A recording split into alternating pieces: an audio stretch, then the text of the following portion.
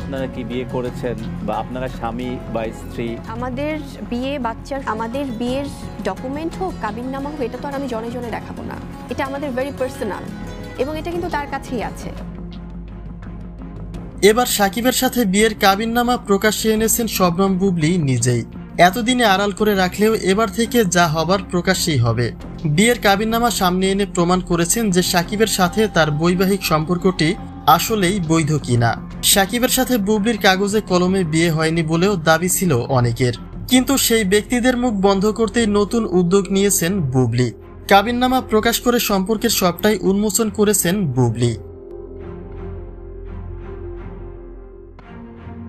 দেখতে দেখতে কেটে গেছে শেহজাদ খান বীরের 5টি বছর, আর 5 বছরের পূর্তিতে যুক্তরাষ্ট্রে উড়াল দিয়েছেন সাকিব বুবলী।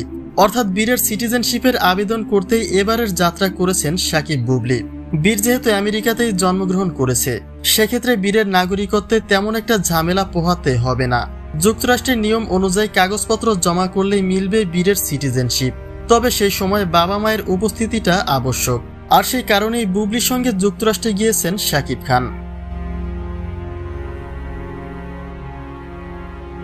কিন্তু এখানে যুক্তরাষ্ট্রের নাগরিকত্ব প্রদানকারীর প্রথম প্রশ্ন হলো, শেহজাদ খান বীর যে সাকিব বুবলীর সন্তান তার প্রমাণ কি?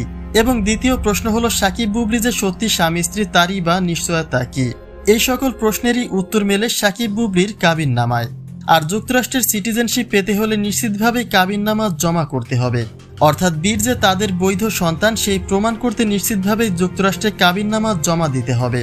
আর বুবলী যদি কাগজে কলমে সাকিবের স্ত্রী না হয়, তাহলে কাবিননামা আসবে কোথা থেকে? পর্যাপ্ত পরিমাণে প্রমাণ থাকলে তবেই যে কোনো পদক্ষেপ নেওয়া যায়। সরাসরি বলতে গেলে সাকিব বুবলীর কাবিননামা নিশ্চিতভাবেই রয়েছে, আর নয়তো ছেলের সিটিজেনশিপের কার্যক্রম কিভাবে সম্পন্ন করবেন তারা।